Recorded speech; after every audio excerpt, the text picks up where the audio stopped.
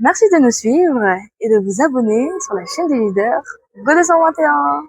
Tassila, directrice pays Action Aid International Sénégal. Alors, la rencontre d'aujourd'hui fait suite à la réunion des directeurs que Action Aid International organise pour la première fois au Sénégal cette année.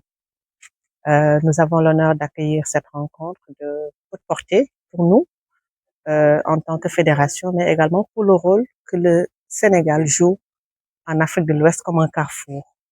Et nous avons voulu profiter de la présence des directeurs au niveau du Sénégal pour organiser cette rencontre de présentation du travail de ActionAid au cours des 54 dernières années, parce que nous existons depuis 1972, mais avec un focus sur l'Afrique de l'Ouest, parce qu'en Afrique de l'Ouest, nous sommes au Sénégal, en Gambie, en Sierra Leone, au Ghana, et également au Libéria. Donc, nous sommes dans 5 pays en Afrique de l'Ouest et vous avez vu que le Sénégal est le seul pays francophone dans ce bloc-là. Donc, c'était une rencontre de présentation du travail de ActionAid en Afrique de l'Ouest, mais également ce que nous faisons au Sénégal, dans les communautés où nous sommes présentes, notamment dans les communautés dans les régions de Kédougou, de Tamba et de Fatick. Et comme vous l'avez vu, nous avons passé en revue ActionAid, ce que l'organisation a été dans le passé comme une organisation caritative et les évolutions qu'il y a eu au cours des dernières décennies, notamment en devenant une organisation qui est axée sur les besoins, mais plus tard une organisation axée sur les droits humains et maintenant une organisation qui a une perspective féministe qui sous-tend tous ces programmes dans une perspective féministe et d'une perspective des droits humains. Donc, c'est pourquoi nous sommes là aujourd'hui. C'est vraiment une journée de présentation. Nous sommes au Sénégal depuis 2007 euh, en tant que bureau pays, mais nous existons depuis 2000 et auparavant, nous étions une initiative de la Gambie transfrontalière parce que dans son expansion, ActionAid a commencé ses interventions dans les pays anglophones, ce qui est naturellement normal parce que la personne qui a fondé ActionAid était un Britannique qui a un peu commencé son expansion dans les pays anglophones avant maintenant de s'intéresser dans d'autres pays francophones. Au niveau du réseau, nous sommes 46 pays, mais nous ne sommes présents que dans 4 pays francophones. Au niveau du continent africain, nous sommes en RDC et au Sénégal. Et au niveau mondial, nous sommes en France, mais également à Haïti. Donc, d'où toute l'importance de cette rencontre-là pour nous aujourd'hui en tant que Carrefour Hub en Afrique de l'Ouest, mais en tant que peut-être le seul pays francophone de l'Afrique de l'Ouest. Alors, globalement, nous sommes régis par une stratégie globale, mais nos actions principales tournent autour d'un changement de système parce que nous croyons fortement que nous ne pouvons pas continuer à faire ce qu'on appelle la délivrance de services. Parce que si on ne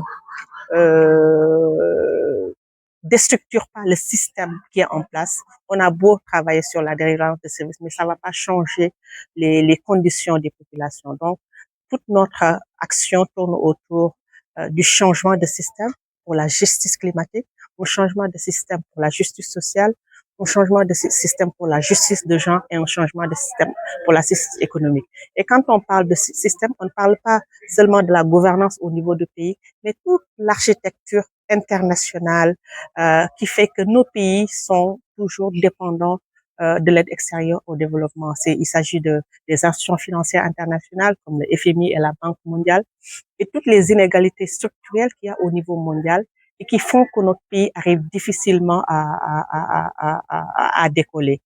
Nous avons connu l'esclavage, nous avons connu la colonisation. Même dans les temps modernes, nous connaissons d'autres formes de colonisation qui font que nos pays n'arrivent pas à décoller. Et c'est pourquoi, pour nous, le changement de système, déstructurer le système est très, très important pour nous. Et quand on parle de système, on parle également de système patriarcal parce que ce monde aussi est vraiment soutenu par un système patriarcal qui font que les droits de certaines personnes, surtout les droits des femmes, sont marginalisés.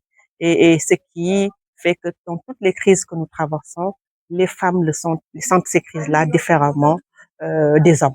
Écoutez, l'Afrique de l'Ouest particulièrement, dans beaucoup de pays, on a ratifié toutes les conventions internationales relatives aux droits humains.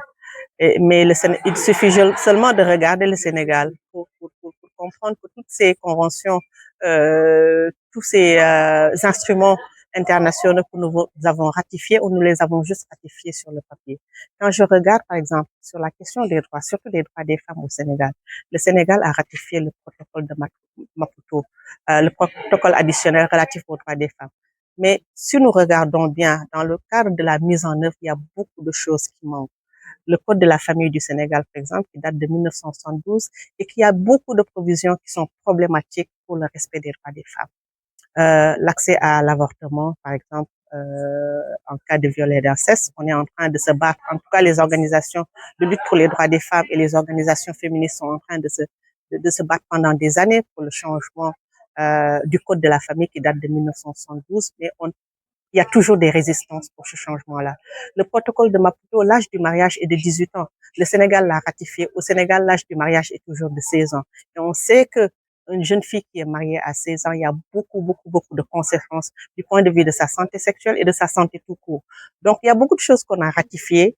Disons qu'il y a une bonne volonté sur le papier. Je ne sais pas si c'est pour faire, comme disent les jeunes genres au niveau international. Oui, on est un pays progressiste. Mais quand il s'agit de la mise en œuvre réelle, il y a beaucoup de manquements qui se posent.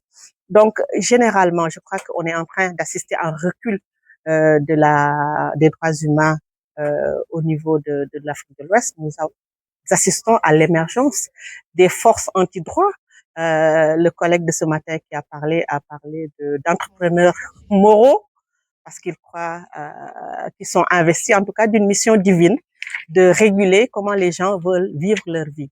Et quand on fait ça, on empiète sur les droits des personnes. Donc, la situation n'est pas très reluisante en Afrique de l'Ouest, mais nous espérons qu'avec les combats des associations, des organisations des droits de l'homme, surtout des organisations féministes, que nous arriverons à un peu renverser la tendance pour que les droits des personnes, les droits des minorités, mais également les droits des jeunes soient respectés dans nos contrées. Surtout la communauté des femmes. Vous avez entendu les témoignages tout à l'heure des femmes. Quand on partait dans certaines communautés au début de nos interventions au Sénégal, c'est des communautés qui connaissaient pas leurs droits. C'est des femmes qui attendaient, qui n'étaient pas impliquées dans la prise de décision au niveau familial, au niveau communautaire. Mais avec le travail de Action Aid, on est arrivé à vraiment amorcer une prise de conscience au niveau de ces communautés-là. Et vous avez entendu les femmes. Maintenant, elles sont invitées non seulement au niveau de la table pour les décisions, elles prennent la parole et de façon assez confortable d'ailleurs, on les a vus tout à l'heure, mais également on est arrivé à relever leur situation économique. Elles ont maintenant des banques de semences, elles ont des caisses avec et elles arrivent avec cet argent-là, non seulement à se nourrir, à nourrir leur famille, à s'occuper de leur famille, mais également à pouvoir vendre pour faire des activités. Et maintenant, elles veulent aller à l'international, vous les avez entendus. Vraiment en termes de mindset shift, c'est-à-dire de changement de mentalité, on a beaucoup opéré sur la perception que les hommes ont des femmes, mais également de la perception que les femmes ont d'elles-mêmes. Et vraiment, je crois que le changement commence par là-bas, parce que nous croyons fortement également qu'il faut opérer des changements au niveau communautaire et que les luttes des communautés ne doivent pas rester au niveau communautaire, mais elles doivent être liées aux luttes au niveau national et au niveau international. C'est pourquoi un des volets importants de notre travail, c'est également le plaidoyer. Comment est-ce que les associations des communautés avec qui nous travaillons soient aussi entendues au niveau local et que ça soit lié à des luttes au niveau national, au niveau global. Parce que